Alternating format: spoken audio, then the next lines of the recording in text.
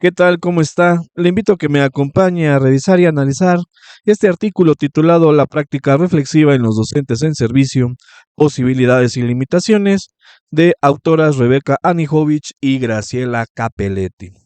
El texto está dividido en 9 títulos. Yo le propongo 9 ideas que van relacionados con cada uno de ellos para que usted pueda generar conversación o contrastarlo con sus pensamientos y concepciones. Y bueno, pues vamos a comenzar, no sin antes presentarle el documento, es este, aquí vamos a estar. Como usted ya lo conoce en este canal, pues ya tenemos previsto algunas coloraciones para dar los énfasis necesarios que le voy a estar proponiendo. El número 1, la intención del artículo, no apto para revientar reuniones. Y es que aquí de lo que se trata es, vamos a hablar de la práctica reflexiva. Necesitamos entonces estar preparados para estar evaluándonos nosotros mismos y pues eso requiere la atención, el profesionalismo, la ética, no solamente cumplir con el trabajo y ya. Bien, pues vamos a comenzar. Se trata del resumen y la intención de este trabajo es analizar y problematizar las prácticas reflexivas de los docentes en servicio en contextos de aprendizajes formales e informales. Nos interesa este tema porque la reflexión es opaca, no es visible, y entonces la pregunta es, ¿cómo se reconoce? ¿Cómo sabemos que un docente reflexiona sobre su práctica?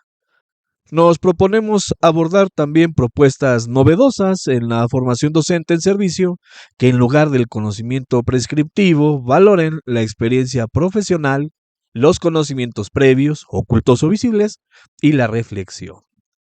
Y bueno, pues como un modo de articular teoría y práctica, saberes teóricos con saberes experienciales. Abordaremos los procesos de reflexión y la práctica reflexiva sistemática a través del trabajo con diferentes dispositivos. Pues estas son las intenciones que presentan en el artículo, así que pues vamos a entrar de lleno a el contenido. Y pues nuestra segunda idea es la siguiente. El título es acerca de la reflexión y aquí estamos encontrando pues la difícil transformación entre el saber y el hacer. Una cosa es saber que algo está bien o está mal y después lo que se hace. Y por otro lado, hay que aceptar que un profesionista, no por serlo, en automático es profesional. Y vamos a ver por qué llegamos a esta idea. Acerca de la reflexión, entendemos la reflexión como un proceso que pone en duda nuestras certezas, que intenta enlazar fenómenos que no tienen relación o que éstas no son visibles. Un proceso que articula aspectos cognitivos y afectivos, que reconoce lo diverso y busca formular más preguntas que respuestas. Y bueno, tenemos una cita, es un proceso recursivo y no lineal, un trabajo que se apoya en lo vivido, que profundiza, indaga, implica un camino que parte de la experiencia y no de la teoría. El conocimiento y los saberes se ponen al servicio de aquella y el saber y el conocimiento están a disposición para hacer luz, clarificar, interpretar, profundizar, cambiar el punto de vista, no para generar dependencia de ellos. Esa es la definición que nos dan sobre, o el marco de referencia para la reflexión. La idea central que encontramos en distintas investigaciones es que a través de la reflexión el profesor comprende mejor su actividad profesional sobre los problemas de enseñanza, dará lugar a nuevos conocimientos y mejoras en la práctica. Estamos en condiciones de afirmar que todos los profesores reflexionan sobre sus prácticas. Mire, a partir de este momento es la primera vez que aparece un texto en color rojo. El color rojo lo vamos a estar utilizando para, pues, ¿cómo decirlo coloquialmente? ¿Verdades a medias? ¿Verdades que necesitan contextos? ¿O cualquier sentencia o oración que requiera forzosamente el contexto en donde usted se encuentre? Porque aquí está siendo totalitario. Todos los profesores reflexionan. ¿Usted considera que lo está haciendo? ¿Sus compañeros de el colectivo lo están haciendo? Y es más, ¿por qué no? Si usted es docente, sus directivos lo están haciendo. Es decir, todos hay que vernos entre pares y también las figuras que conviven con nosotros. para poder decir ese todos. Y bueno, pero es así lo plantean. Aquí vemos la referencia, que incluso nos comparten una cita. Primero, uno debe reconocer que, en cierto sentido, todos los profesores son reflexivos. No existe el profesor irreflexivo. Ya quedará entonces en la mesa, en la discusión, si el simple hecho de ser profesor puede conducir a ello o no. Entonces, pues la experiencia que tengamos dentro del terreno profesional pudiera darnos contexto sobre esa afirmación. Pero esto es importante porque sí lo somos todos y después hay que ver la definición que se tiene. Ya nos dieron un marco de referencia arriba, el cual también es digno de ser contrastado con las concepciones que tengamos actualmente. Entonces, pues esta es nuestra segunda idea. Vamos a la número 3. De la reflexión ocasional a la práctica reflexiva. Es decir, vamos en ese sentido. Quizá a lo mejor se trataba de una reflexión ocasional, a final de cuentas pudiera ser un tipo.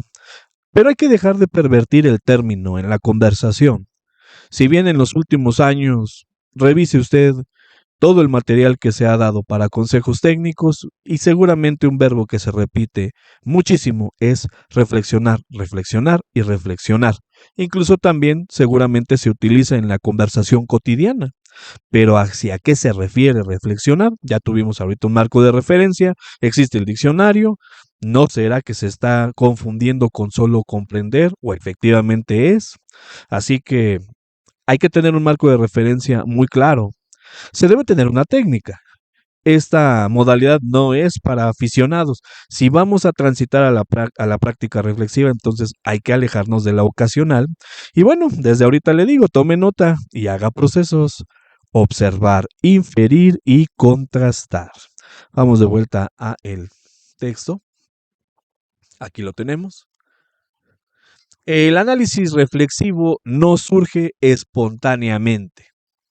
Es decir, algo como traer algo a la mente y ya. Requiere de dispositivos que contribuyan al diálogo, en interacción con otros, que sean sistemáticos y continuos, transformándose en práctica reflexiva. Note cómo empezamos a alejarnos entonces de esa reflexión ocasional, que a lo mejor no solamente los profesores son quienes lo hacen, sino a lo mejor como seres humanos de alguna manera lo estamos haciendo. Aquí estamos entrando al terreno de la práctica reflexiva. Preguntarnos ¿qué alertas nos llevan a desarrollarla? ¿Qué situaciones provocarían esa reflexión? ¿Cuáles son las fuentes que dan origen? ¿Usted se ha hecho alguna vez esas preguntas? ¿O quizás se ha hecho más? Los docentes reflexionan sobre su práctica. Nuevamente tener esa alerta de que, según el contexto, estará ocurriendo o no estará ocurriendo. Pero por supuesto esto lo planteaba Dewey. Y bueno, pues puede ser ante una incertidumbre, ante un problema no resuelto, ante un señalamiento recibido, ante una clase que no ocurrió como esperaba. Y bueno, pues esto se origina en una perplejidad, una confusión, una duda. ¿Usted se siente identificado en alguno de esos? Si usted es responsable de observar el trabajo de la práctica docente, ¿ha tenido como punto de partida alguno de ellos? ¿Tiene alguno otro? Aquí lo importante es que las respuestas, no importa lo que sea, es que la respuesta tenga algo, tenga contenido y no quedar en la parte de arriba para ser ocasional. Recuerde, estamos tratándonos de alejar de esa reflexión, no porque sea mala, sino porque la estamos convirtiendo en una práctica. A partir de este momento, es necesario encontrar un camino, diseñar algún plan para salir de la incertidumbre, convocar a los conocimientos y experiencias anteriores y proceder a su crítica para hallar fundamentos teóricos sólidos, revisar y ampliar la observación de los datos, así como hurgar en la memoria para encontrar circunstancias análogas que ayuden a replantear el problema. La actividad reflexiva consiste en un proceso de inferencia donde se produce un salto de lo conocido a lo desconocido. Mire eso de proceso de inferencia. De manera general, se puede decir que la demanda de solución a una perplejidad es el factor constante que guía el proceso entero de reflexión y que la meta final es la resolución racional de un problema. Todo esto ahora lo colocamos en rojo para si de alguna manera cada uno de nosotros concibe esa necesidad, primero a lo mejor natural, a lo mejor por la formación profesional que tuvimos cada uno de nosotros, pudiera ser una constante el estar resolviendo esos enigmas, pero también pudiera ser precisamente porque fue un acontecimiento notable, destacado, que simplemente requiere de un problema y nos obliga a tener que mapear toda la situación que se ha vivido o simplemente llegar a una ocurrencia, a un sentir. Recuerde que estamos diferenciando entre lo ocasional y lo sistemático. Entonces, por eso también parece ser una buena parada para hacer un autodiagnóstico, pasando de la duda a la certeza, o bien, lo más cercano posible a la certeza. Una observación dentro de los supuestos de Dewey está que la reflexión se compone de dos operaciones fundamentales. Mire, yo le decía hace rato, póngale atención, la inferencia y la observación. Ya vamos entonces descomponiendo el término en sus partes. La observación opera por medio de hechos y acontecimientos, objetivos de una situación, llamados condiciones o datos. ¿Le suena esto a sistema de evaluación? Primero hay que recoger datos, ¿verdad? Antes de hacer algo. Por cierto, esos datos no representan ya una traducción a calificación. La inferencia es un salto más allá de estos eventos observados. Es un acto de imaginación, una suposición o hipótesis. Ahí está esa clave. A lo mejor la observación puede ser que de alguna manera esté ocurriendo. Estamos viviendo el hecho. Entonces, por esa razón, pues uno presumiría que en primera persona estamos notando todo lo que está sucediendo. Pero lo segundo es una práctica a la que usted recurre o ha recurrido o ha tenido que recurrir por sugerencia de alguien, indicación de alguien. Como quiera que sea, lo importante es por lo menos visibilizarla. Y ya que se tenga en cuenta su existencia, entonces ahora preguntarnos, ¿verdad? ¿De qué manera podemos relacionarlo con lo primero? Y bueno, pues esto sirve mucho porque estos aportes de Dewey, pues se encuentra o nos están diciendo una recurrencia de estas ideas en muchos de los investigadores. Entonces, si ellos lo hacen, ¿por qué no considerarlo y adoptarlo de ser posible? La comprensión de la práctica reflexiva se vincula con las ideas de autoevaluación, indagación y exploración crítica del conjunto de las prácticas en relación con principios teóricos. Ahora vamos por ahí subrayando eso de los principios teóricos. Implica revisar la experiencia, analizarla críticamente en tanto se acerca o se aleja de las intenciones previstas y de los hechos logrados. De eso se trata la práctica reflexiva. Mire eso de los principios teóricos y además en la parte azul se acerca o se aleja de las intenciones previstas. Cuando usted realiza una planeación didáctica, cuando hace el diseño didáctico, ¿tiene previstos intenciones pedagógicas? Si bien es cierto que la referencia curricular puede ser alguna, en los planes de estudio 2017 y 2011 teníamos en modo prescriptivo, el aprendizaje esperado. Para 2022 ya no es en esa categoría, no es con esa rigidez, con esa obligatoriedad, o sea, ya tiene otra perspectiva. Y pues solamente parafraseando a el programa de estudio, el programa sintético, no importa de qué fase, habla de que el PDA es una ruta posible. Bueno, puede ser una referencia de todos modos. ¿Usted crea algunas otras más? Más allá de esas, por día, por actividad que puede trascender más de un día. Se supondría que esto debe ser un componente del sistema de evaluación, pero en caso de no serlo, hay que recurrir a visibilizarlo. Entonces, lo que estamos viendo en azul, pues puede ayudar a hacer eso precisamente y hacernos esas preguntas, si lo estamos considerando o no, porque de qué manera pudiéramos nosotros notar que hay un avance o no lo hay, y después pues darle cabida a esta práctica reflexiva para tomar decisiones en consecuencia. Entonces, pues queda en cada uno de nosotros cómo estamos actuando. Y con eso terminamos esa idea número 3, vamos con la 4, que ya va sobre otro tema, propuestas para diseñar la formación docente en servicio. Y bueno, pues veremos una pregunta que seguramente todos queremos resolver al momento de estar leyendo este artículo, ¿cómo reflexionar? Y en este caso, el dispositivo de formación habrá de aparecer. Y pues se va a asomar nuevamente, o deberíamos de mencionarlo, recordará usted, la evaluación para la permanencia. Y mire, lo estoy colocando como un mal necesario. ¿Será que eso de verdad necesite existir? ¿Será que con buenos deseos se podría lograr algo mejor? Y algo que seguramente va a ser un parteaguas en la lectura de este artículo. ¿Es posible institucionar la práctica reflexiva? Que en función de lo que veamos o en función de las posibles respuestas, a lo mejor se toma partido. Vamos entonces a esta parte. Aquí está. Reconocemos a la enseñanza como una actividad compleja y dentro de la cita que nos comparten, eh, mencionan que porque se desarrolla en escenarios singulares, bordeados y surcados por el contexto. Los múltiples determinantes que la atraviesan impactan sensiblemente en la tarea cotidiana. Entonces, pues abordarla desde una posición reflexiva colabora con la posibilidad de mejora de la acción de enseñar. Y la pregunta, ¿cómo reflexionar? ¿Cómo pasar de la reflexión ocasional a una práctica reflexiva sistemática? Y bueno, pues aquí nos van encaminando uso de una variedad de dispositivos.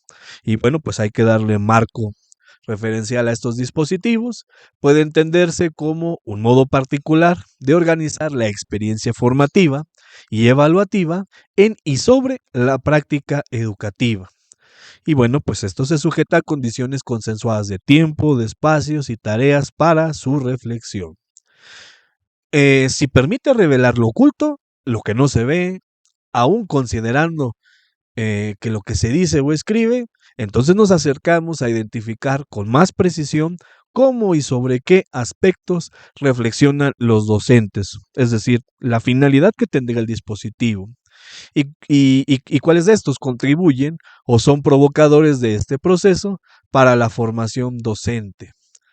Pero Renaud señala que a algunos docentes no les gusta reflexionar, se resisten a hacerlo y eligen una modalidad de reproducción de saberes bien aprendida del oficio de alumno.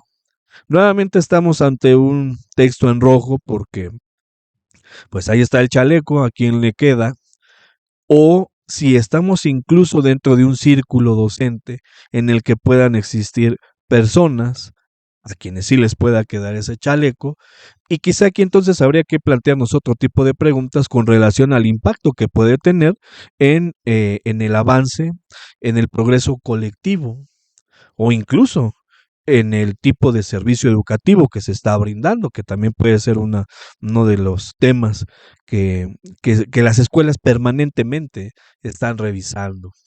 No aceptan una reflexión que les exige más implicación y el autor lo atribuye a un riesgo que correrían en el momento de ser evaluados. Si usted estaba en servicio cuando estaba la evaluación para la permanencia, ¿cuál era su opinión? Y esa opinión, ¿con base a qué la construyó? Pero aquí lo importante es, esa es su idea. ¿Necesita usted incorporar en su modelo? Le invito yo a que lo haga. Las ideas contrarias a la suya y tratar de encontrar un argumento o una justificación del por qué estaban ahí y si eso, como una, ¿qué le gusta? Posible conclusión o una conjetura, ¿a quién beneficiaba? Porque hay que tener siempre presente que estamos en un sistema educativo donde el cliente final, el beneficiario, es el alumno.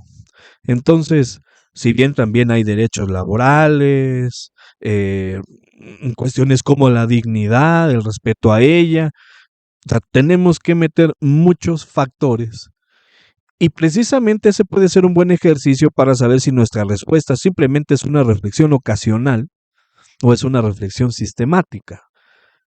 ¿Por qué razón? Bueno, porque estamos poniendo en la mesa muchas variables, esto es multifactorial, y muchas de ellas, más adelante lo vamos a ver dentro de uno de los dispositivos, que respuestas dicotómicas, sí, no, sin matices, sin, ¿cómo decirlo? Algunas situaciones que a lo mejor bajo ciertos segmentos, bajo ciertos contextos pueden ser consideradas afirmativas, validez y en otros quizá no. Todo eso para poder dar una opinión. Y en este caso es, dentro de todo lo que le he platicado, si alguno de nosotros está viendo esta reflexión o el proceso de reflexión con esta mirada que se ve en este último párrafo, pues entonces se tendrá que ver impedido para ello. Algo esconde, algo no quiere que se sepa. Importa muchísimo, repito, el marco de referencia que se tiene sobre la reflexión y lo que implica en el espacio público. También esto se va a ver más adelante y seguramente usted ya ha leído materiales, aquí en el canal han habido sobre esto de la reflexión sistemática, la importancia de un clima de confianza, a lo mejor es uno de los factores que pueden incidir en este último párrafo que prácticamente se pintó de rojo.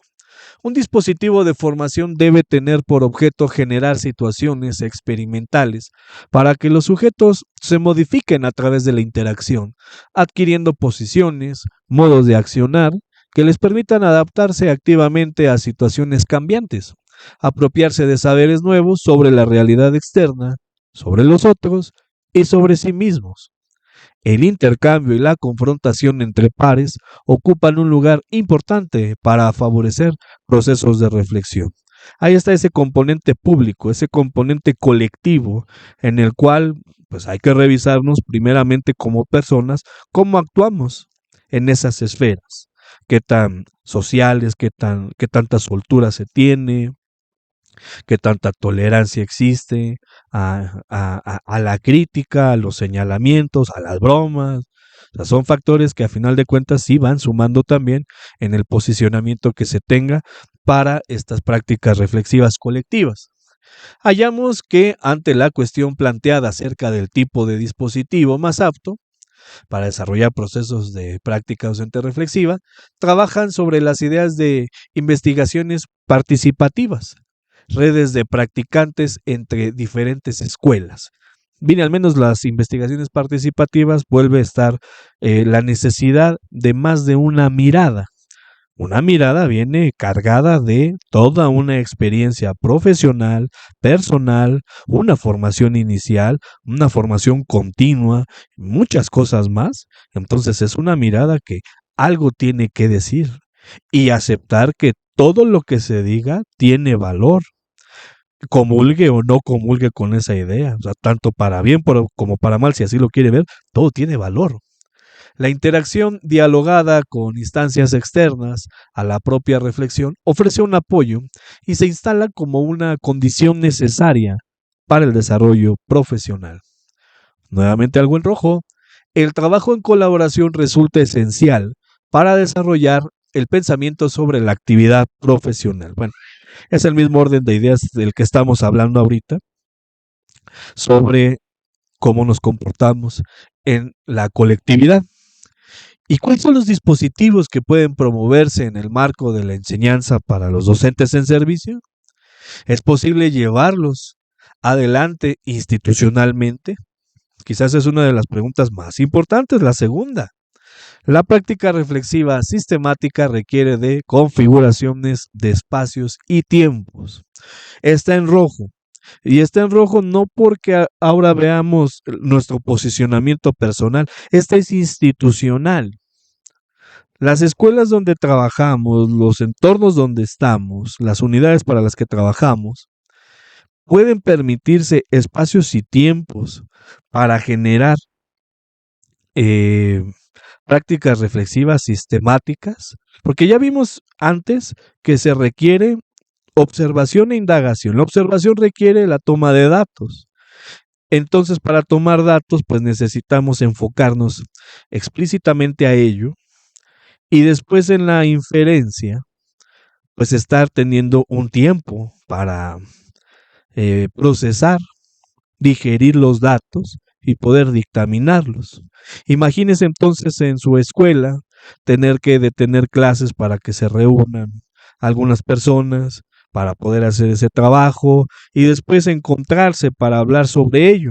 Sabemos que el consejo técnico es uno, ese consejo técnico aparece una vez cada mes y además viene con esta carga de unas orientaciones a las que pues no son guías, pero a veces tienen el tratamiento como guía y va consumiendo tiempo, va consumiendo espacios y a veces entonces no queda tiempo para lo otro y a lo mejor aunque se le haga un espacio, podría ser que el desarrollo de esta misma pues vaya minando el interés, el entusiasmo, más aparte cómo llegue cada uno de los integrantes de una mesa, es decir, otra vez estamos ante una situación en la que dependemos de que primero el profesionista sea un profesional y después ver que las condiciones externas nos puedan favorecer según su opinión personal.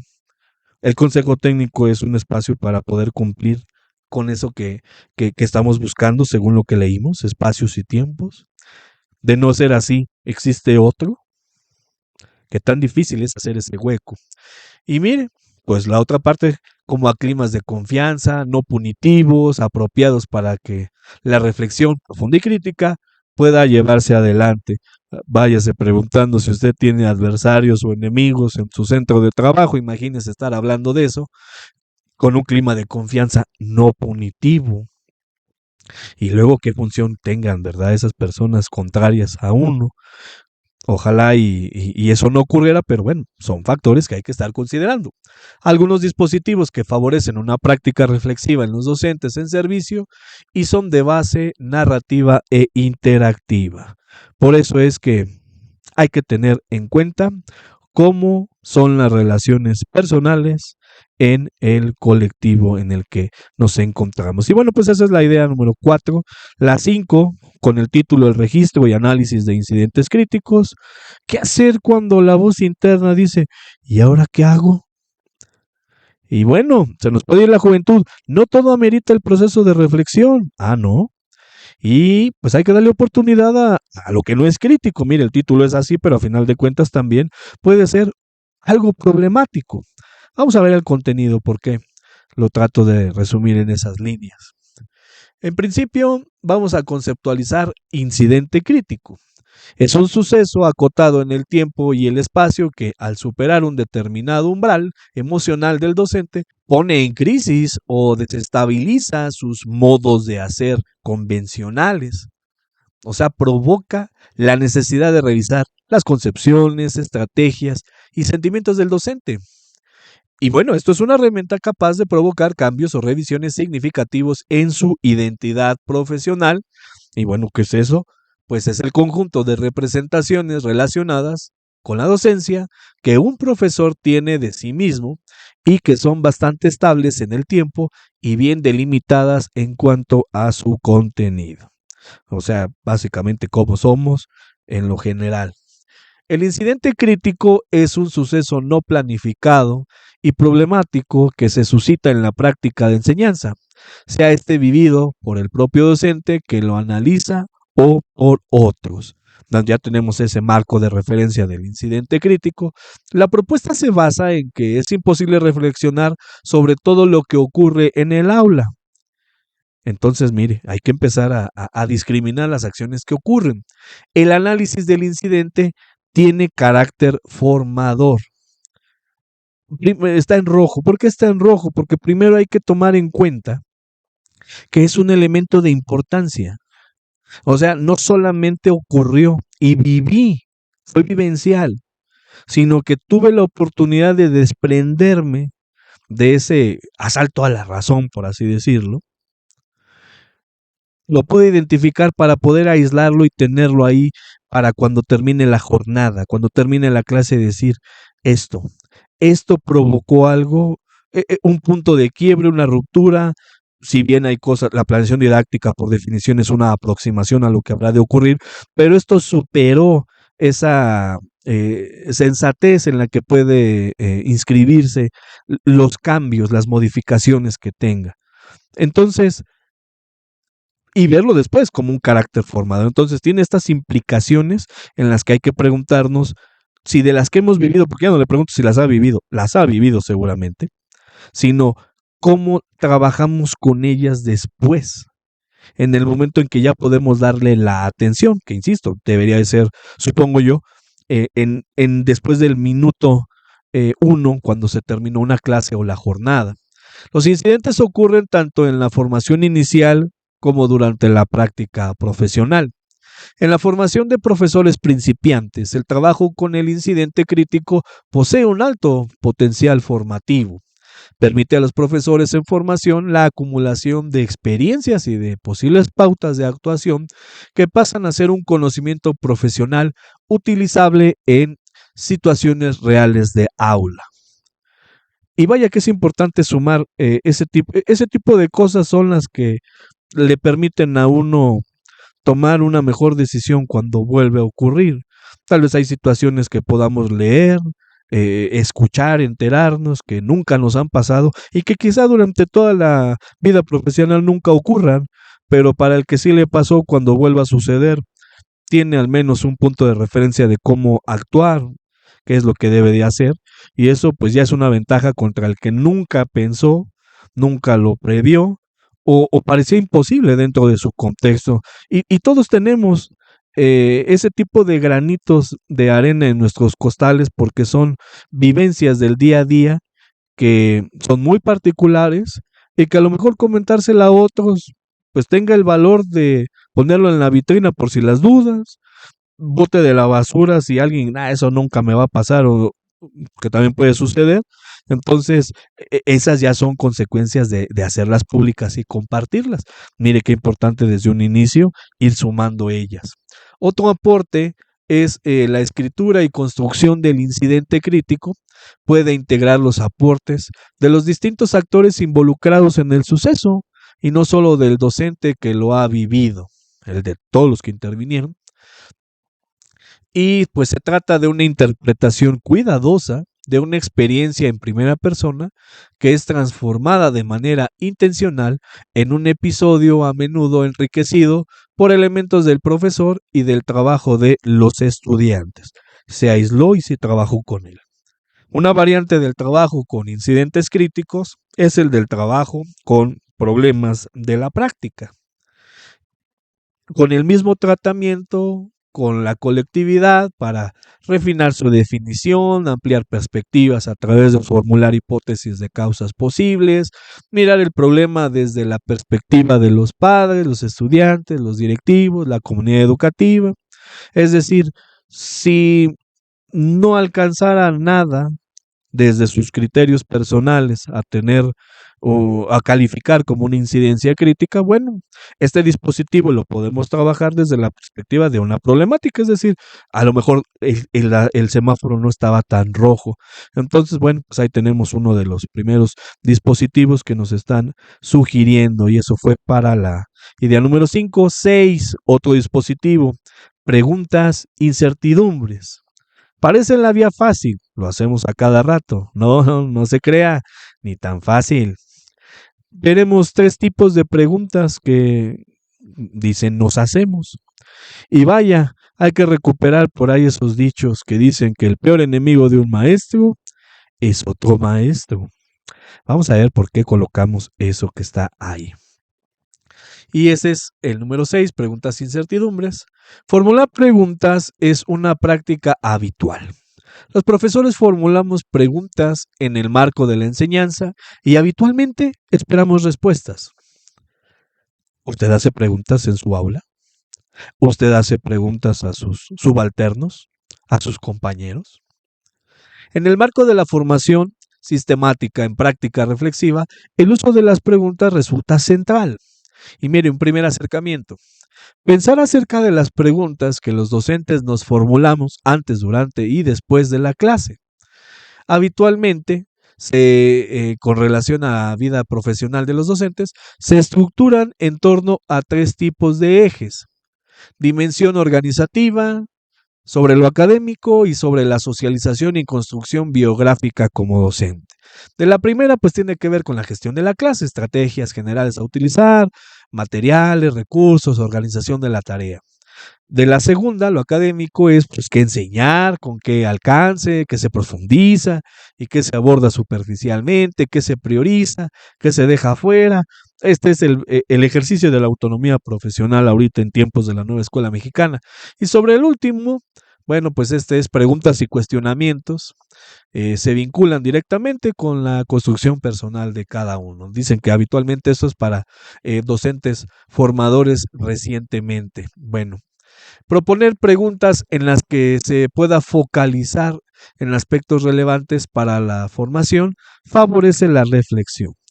Mire, este debió de haber estado en rojo porque parecería que entonces propone preguntas sin alguna característica de la pregunta, por más que ahorita lo vamos a ver aquí abajo. Mire, no se trata solo acerca de qué nos preguntamos, sino qué tipo de preguntas formulamos. Ahí es por eso que le digo, debió de haber estado en rojo. Y es que tenemos aquí una referencia donde nos mencionan que podemos entrar en el pensamiento convergente, que se dirigen a una única respuesta, estas preguntas que se formulan, y preguntas divergentes que admiten y estimulan una variedad de respuestas. En el inicio hablábamos acerca de eso. Bueno, pues estamos llegando aquí, pero ya como el dispositivo. Dos tipos de preguntas. Si usted considera que está haciendo una práctica reflexiva, o al menos hasta este momento sostiene que eso es, ¿qué tipo de preguntas se hace? ¿Para sí no? ¿O preguntas que requieren de la percepción y la interpretación? Es decir, claramente algo subjetivo. ¿Hacia dónde se cargan sus preguntas? Porque mire, la excesiva puesta en juego de preguntas convergentes no favorecen la reflexión crítica, el análisis de diversas posiciones, la posibilidad de comprensión de la multidimensionalidad y complejidad de la profesión docente, pues debe estar esto presente y esas preguntas como que no favorecen. Mire, le pongo un ejemplo. Si usted utiliza instrumentos de evaluación, en el sentido de que estos apenas recogen datos, no califican, recogen datos. En sus escalas de valoración, ¿qué utiliza? Las dicotómicas, si no, corresponden al tipo de verbo que está colocando, es decir, algo que seguramente es observable o comprobable.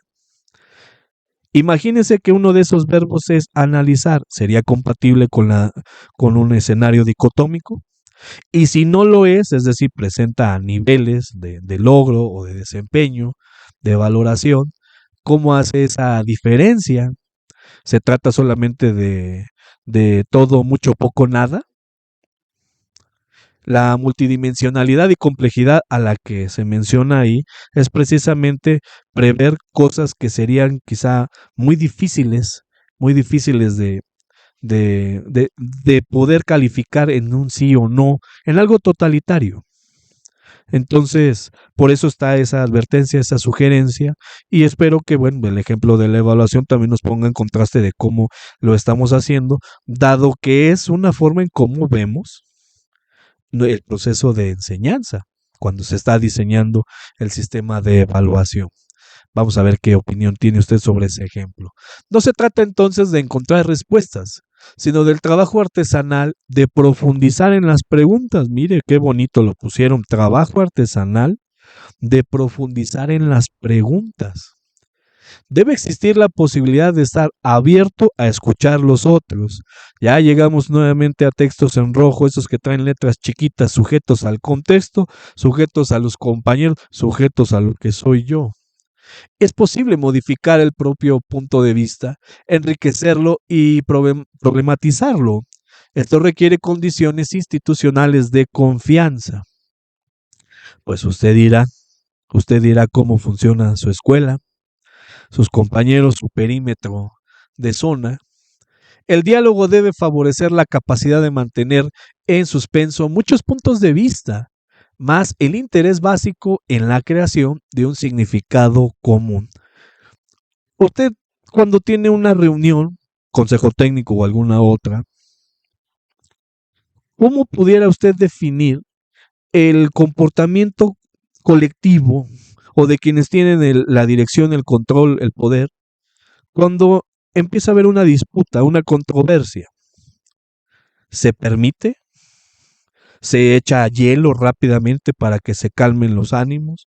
Imagínese que se trata de algo que verdaderamente son puntos, concepciones pedagógicas encontradas, pero con argumentos. Es decir, no es ya el pleito callejero, no hay sombrerazos, no, o sea, todavía sigue en el orden de la discusión, del debate.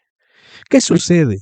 Hay quienes lo enfrían, o si alguien intenta ser repetitivo, le dicen algo para que deje de estar diciendo, porque el tiempo es un recurso muy limitado para poder tener reuniones y estar en el diálogo. Pero cuando este ocurre, cuando se detona, ¿cuál es el comportamiento que se tiene del entorno, de las personas que están ahí? Eso quizás es muy importante porque aquí dice mantener en suspenso muchos puntos de vista.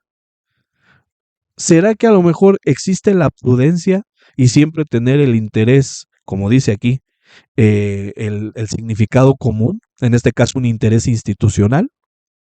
Cuando alguien está poniendo en la mesa algo que a lo mejor debe de hacerse y una mayoría no lo está haciendo, pero está consumiendo tiempo. ¿Cómo es el comportamiento que tiene esa mesa de trabajo? Eso puede respondernos mucho sin tener que estar haciendo un diagnóstico a partir de ahora. Eso puede ayudarnos, si es que ha sucedido, para saber cuál es ese comportamiento. Es decir, ¿alguien tiene miedo a que se salga de control? ¿Es que vamos a salir más tarde? Piénselo, lo dejo en la mesa para poder saber si podemos institucionalizar, que es lo que vimos hace rato. ¿Se podrá institucionalizar esa práctica reflexiva? Seguramente hay experiencias de si usted tiene pues ya bastantes años en el servicio, usted puede quizá estar enlistando si es posible, si no es posible, al menos con base en lo que ha ocurrido en su mesa de trabajo. Formular preguntas en el marco de la práctica reflexiva implica promover cuestiones cuyas respuestas exigen un ejercicio profundo de interpretar, predecir y evaluar críticamente. Los profesores pueden analizar e interpretar sus tareas, las dificultades que encuentran y las fortalezas que se reconocen. Bueno, pues vaya que a lo mejor para poder hacer o utilizar este dispositivo, hay que revisar el comportamiento colectivo cuando se tiene esta oportunidad. Bien, pues este es otro, el número 7, rutinas de revisión de prácticas, preguntas algo incómodas.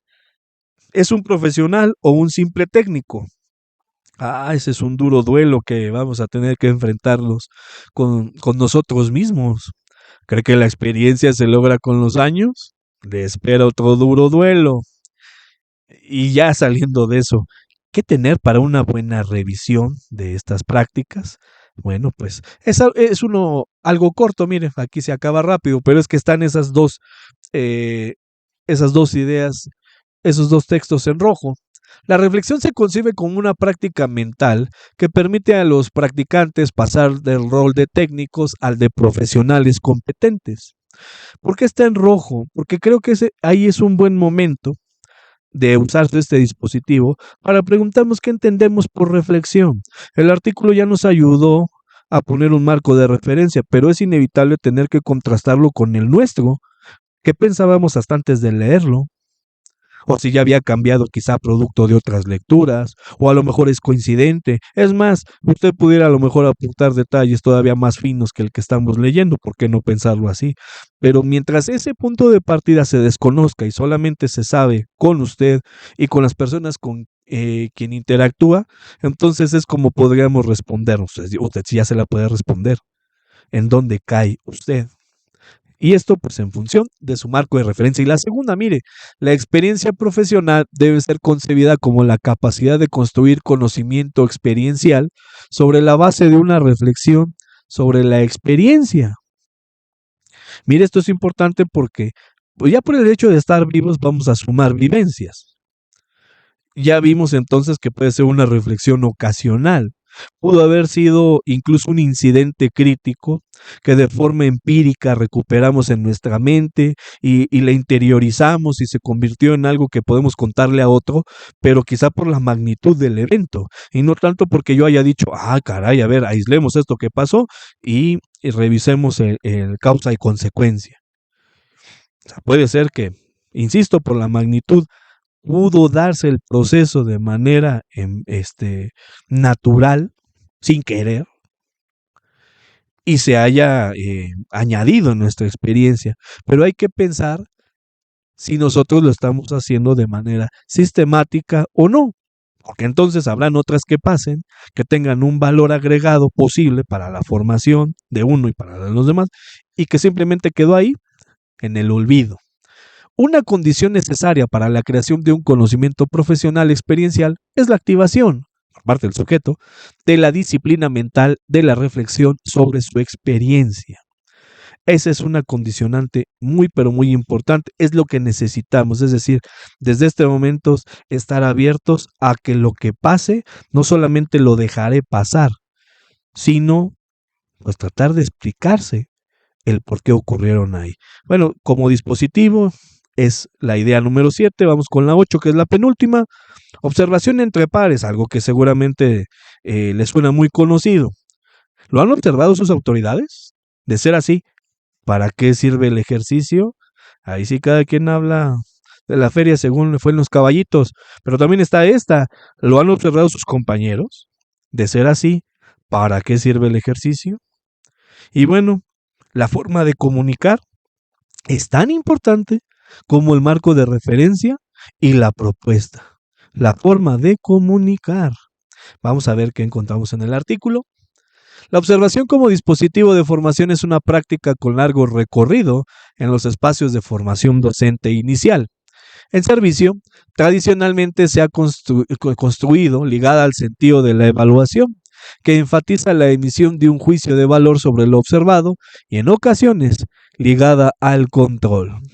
Ahí está la de las letras chiquitas, por eso le preguntaba, en función de quienes lo han observado, ¿qué finalidad termina viendo? ¿Es una finalidad de control? ¿Es una finalidad de retroalimentación? Una cosa es que sepamos en la bibliografía para qué sirven y otra en la práctica para qué está sucediendo y pues por qué razón lo estarán haciendo también. Pero sin duda alguna que esto puede favorecer la reflexión, llevada bien entendida y con los propósitos que se debe de hacer, es una herramienta poderosa para la reflexión. Se parte del supuesto que la observación no es objetiva. Esto es muy importante establecerlo, por eso el observador debería de alejarse de situaciones de control punitivas, porque pues una de los atributos de este dispositivo es que no es objetivo, es decir, es lo que viste, sino que siempre se observa desde una perspectiva, en el mejor de los casos, un marco de referencia, así debería de ser. Si la observación se realiza entre pares que enseñan, el potencial reflexivo de hacer cada vez más visibles los marcos de interpretación, tanto los propios como de los sujetos a los que se observa, representa un desafío. Mire, observar a final de cuentas también pues tiene es una técnica. Así que dentro de la observación tendríamos que ver si las respuestas superan las felicitaciones, los reconocimientos públicos, los buenos deseos que no tienen un fundamento técnico, porque pueden ocurrir, a lo mejor lo amerita el caso, pero hay que trascender después a esa parte técnica que nos permite enriquecer la práctica de quienes fueron observados. La observación no es solamente el momento en el que se la realiza, sino el intercambio que genera el diálogo entre pares. Ya estamos viendo que entonces se compone de otro momento. El aprendizaje profesional toma comúnmente la forma de observación de clase y conversaciones profesionales posteriores para identificar problemas y mejorar la práctica. Por eso le decía ahorita, esa parte última que acabamos de leer tiene que ocurrir cuando la observación tiene este componente técnico. O sea, no es échale ganas para la próxima, es tratar de identificar y caracterizar el caso particular que decíamos hace rato, igual y fue un incidente, un problema, que nunca vuelve a ocurrir, pero de todos modos, porque no vuelve a ocurrir, no reconocemos las variables que intervinieron, los factores que intervinieron, incluso como medio preventivo, por si a alguien le llega a pasar después. Pero todo esto va más allá, repito, de los abrazos, las felicitaciones, la parafernalia para motivarnos entre nosotros, lo cual no está mal, pero como dispositivo de una práctica reflexiva sistemática, tiene que evolucionar hacia otro tipo de conversación. La observación es fundamental para construir una práctica reflexiva en la medida en que habilita el análisis, la crítica y la reflexión sobre la acción pasada y la futura. Pues es de lo que venimos hablando, pero mire, aquí apareció algo, la crítica. Y hace rato le mencionaba que importa mucho la esfera personal para saber cómo actuamos ante la crítica. Y más si se trata de a lo mejor alguien que nos tiene pues alguna animadversión o ya un problema cantado. ¿Qué sucedería en ese caso? ¿Qué pasaría? A lo mejor fíjese que allá que estamos hablando de esto de la experiencia, pues quizá es algo que dirá alguien, no, pues en mi centro de trabajo no ha ocurrido y por lo que veo no ocurrirá, pero habrá en quienes sí y le tengan que poner atención a qué ocurriría. Fíjese nada más cómo, ahora sí que dependerá en dónde esté, el clima de donde esté, para también saber cómo responder, cómo actuar, qué se puede hacer, qué no se puede hacer, cuál sería el plan B en caso de que se utilizara este dispositivo, por lo que ya se conoce. Y ves que poder hacer esta observación pues puede permitir armar, desarmar y rearmar el espacio en función de opciones, desde criterios construidos sobre la base de ponderar alternativas y asumir decisiones. Bueno, pues ese es el último de los dispositivos. Llegamos al título 9, que es para finalizar algunas alertas. Y bueno, pues ya de entrada le presento 4 ejes sobre ello. La práctica reflexiva no es mágica, y tampoco esperar que por ponerle a mi actividad, a mi acción, a la agenda del día ese título, en automático esto va a ocurrir. Hasta este momento hemos visto muchas implicaciones, vamos a leer qué es lo que el artículo tiene que decir al respecto. La nueva dinámica escolar que no empata con las competencias docentes. Veremos que se habla algo de la actualidad, de la sociedad. También aparece por ahí lo que ya contextualicé con nosotros, la falacia de la revalorización docente. Está ahí presente, es un factor a considerar. Y mire, y de todos modos, yo creo que, salvo su mejor opinión, debemos practicarla. Sí debemos practicarla. Pregúntese si lo viene haciendo y a partir de la lectura de este artículo, cómo puede cambiar, al menos para usted, después a lo mejor proponerlo en el colectivo. Hay 2 cuestiones a considerar en lo que respecta al avance de la práctica reflexiva. Y mire, son alertas, ¿eh? No es posible afirmar que reflexionar en profundidad y sistemáticamente necesariamente cambia la práctica cotidiana. Aquí mucho cuidado, no significa que entonces si el mismo artículo está dudando, entonces saben qué, apaguen la luz y vámonos, esto no sirve. No, nos la hemos pasado o me la he pasado platicando los matices que ofrecerá el contexto para poder seguir sosteniendo que lo podemos hacer y los beneficios que los mismos investigadores comparten aquí y en otros. Simplemente lo que hay que primero superar son las dificultades que representa una situación real, esa situación que tiene restricciones e interferencias propias del contexto. No es como para decir, bueno, pues entonces miren, esto no sirve. Los análisis reflexivos generalmente pueden revelar elecciones olvidadas y poner en evidencia alternativas ocultas que han sido reprimidas por las prácticas diarias y naturalizadas de los docentes. Aquí habría que preguntarles a los docentes que a lo mejor pueden andar en un lapso de 5, 10 años de experiencia, si siguen haciendo lo que creían que querían hacer cuando entraron al servicio. A lo mejor porque puede ser que exista algún cambio que nos puedan compartir y saber por qué fue. A lo mejor es información muy importante para el centro de trabajo, para la escuela, Y bueno, pues quienes tengan ya más años de servicio, la pregunta sería, eh, ¿por qué cambiaron si es que cambiaron? Y si hay algunas, como dice aquí, elecciones olvidadas, alternativas ocultas, y si estarían dispuestas a sacarlas de ahí, de la oscuridad, de la sombra, por supuesto, si esto tiene un beneficio en el servicio educativo, ¿verdad?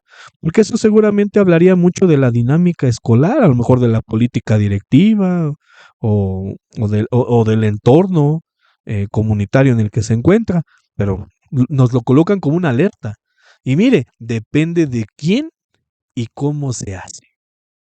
Esto es muy importante, que es como el colofón de todas las letras chiquitas y asteriscos que he estado mencionando en toda la lectura. La reflexión docente no debiera ser vista como una solución ideal a todos los problemas que afrontan los docentes cuando se trata de revisar la enseñanza. Y la segunda alerta implica disponer de tiempos y modos de organización.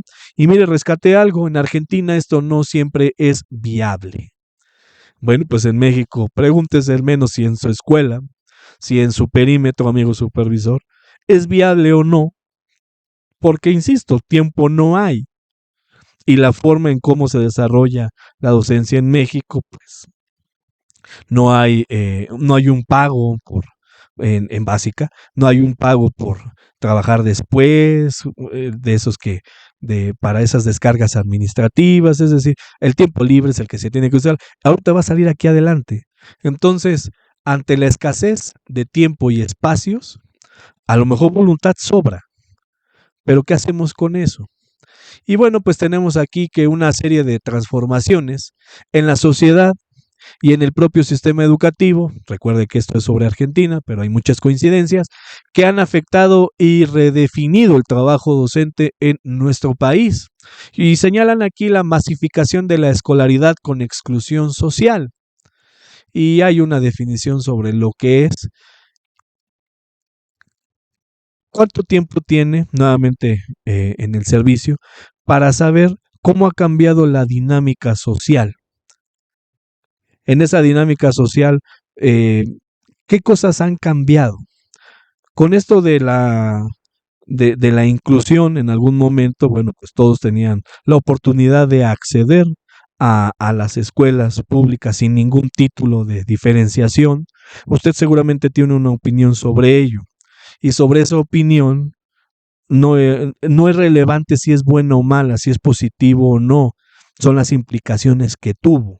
Y es ahí entonces a donde llegamos a esto de los docentes deben también enfrentar nuevas problemáticas que ingresan a la escuela. Al menos aquí lo ven desde la perspectiva de violencia escolar y las dificultades propias de la vida en condiciones de pobreza, desnutrición, enfermedad, violencia, abandono, etcétera, se manifiestan en la vida cotidiana de las escuelas e inciden sobre el trabajo de los docentes, que en muchos casos se ven obligados a desempeñar tareas asistenciales socialmente consideradas como urgentes, alimentación, contención, etcétera. El texto está en rojo y eso es precisamente para, si usted tiene muchos años en el centro de trabajo, ¿cómo puede describir esa línea del tiempo con relación al tipo de alumno que se ha inscrito en esa escuela? Porque pues, vivimos un contexto algo difícil socialmente, que seguramente, pues al menos en 10 años, en 15, en 20 o quizá más, dependiendo los años de experiencia que tenga de servicio, pues el cambio que pudo haber. Pero sin duda alguna que hoy no son tiempos fáciles para la docencia, son tiempos complicados. Entonces, al menos aún viendo el presente sin hacer una comparación, pues sí hay que preguntarnos sobre esto que aquí nos mencionan como, esto pone en crisis la identidad profesional de base de los docentes, porque no han sido formados en las nuevas competencias y habilidades requeridas, que estamos viendo que algunas pues quizá a lo mejor no estaban asociadas directamente con la docencia o no deberían de estar. Y estas necesidades obstaculizan, en términos generales, el desarrollo de los aprendizajes. Estas transformaciones exigen a los docentes nuevas competencias, les delega más responsabilidades y, consecuentemente, les demanda una cuota mayor de tiempo dedicado a su trabajo. por cierto, no remunerado, ¿verdad? Y aquí viene, pues, Nueva Escuela Mexicana, pero no por ensuciar Nueva Escuela Mexicana, sino porque es una nueva propuesta curricular, un nuevo plan de estudios. Y si después de las próximas elecciones hubiera un cambio del partido que gobierna y trajera otra idea, entonces, otro nuevo plan de estudios. Entonces, todas estas situaciones pues también obligan a que esa visión, a esa ideología político-educativa que habrá de tener quien tenga el gobierno en turno, impacta con cada uno de nosotros, porque ahora hay que saber cuál es el marco curricular, la base filosófica, teórica, metodológica, para poder eh, insertarnos en ella y cumplir con lo que el patrón manda. Entonces, pues eso también requiere de tiempo y de espacio, más allá también de lo que acabamos de leer.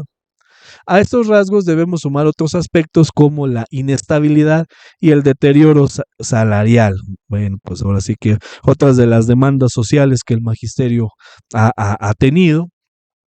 Y esto, al menos en Argentina, repito, han llevado a que los docentes desarrollen diversas estrategias para mantener su nivel de vida, fundamentalmente trabajando doble turno, en un mismo establecimiento o en diferentes, o dando clases particulares. ¿Es su caso? ¿Usted tiene que recurrir a ello? Porque si es eso, seguramente usted dirá, no puedo vivir de la docencia, tengo que hacer algo. Y ese algo le va a consumir tiempo. Y ese consumir tiempo es algo en lo que pudo haber estado la posibilidad de hacer una reflexión sistemática, pero no. ¿Por qué? Pues porque las prioridades son otras. ¿Y por qué? Porque el deterioro salarial, pues eso es lo que ha conducido. Entonces, mire también cómo otros factores se están poniendo aquí en perspectiva, como restricciones e interferencias, le decía yo, o sea, condiciones de una situación de la vida real, a considerar y analizar del por qué hacemos lo que hacemos, como dice ahí, que son de las preguntas básicas para la reflexión sistemática. Y pues esto intensifica el cansancio y el malestar, pues sí, e imposibilitan la existencia de tiempos y espacios para que los docentes planifiquen, revisen y reflexionen sobre sus prácticas. La falta de tiempos para el trabajo colectivo es una fuente de estrés y frustración. Mire, aquí hablan al menos de esa situación de pues el salario y tener que cubrir necesidades básicas, pero también pues está el simple hecho de vivir una vida.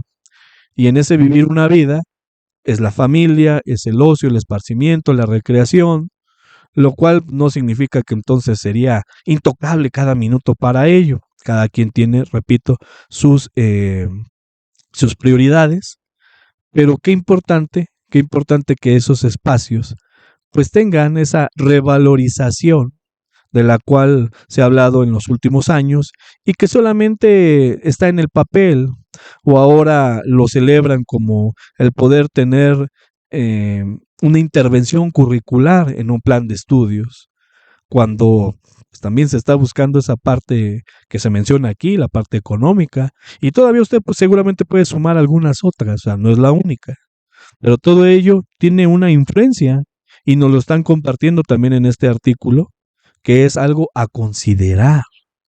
La aceleración en los últimos tiempos de los cambios sociales en la ciencia, la tecnología y la producción social llama a una actualización permanente de los docentes para que la formación que ofrecen esté a la altura de las demandas sociales. ¿Cómo anda usted en el uso de la inteligencia artificial? Y si usted está cercano a fase 5 y fase 6, ¿qué implicaciones tiene en su labor diaria la inteligencia artificial a favor y en contra, usándola usted o que los alumnos la utilicen, sabiendo que se hace o que no se hace? O sea, por poner un ejemplo de lo que acabamos de leer. Y es que se necesita responder de manera rápida a los cambios. Y hay que ver si el colectivo docente avanza con esa misma velocidad o la Autoridad Educativa Federal nos provee del vehículo para poder también desplazarnos a esa velocidad.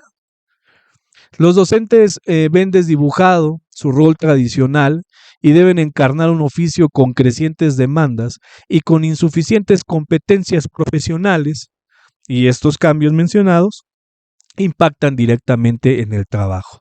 Pues esto ya empieza a ser como a modo de conclusión. El análisis de la propia experiencia vinculando con aspectos concretos de su propio razonamiento pedagógico favorece que los maestros puedan dirigir su propio desarrollo profesional y es crucial incorporar esta práctica.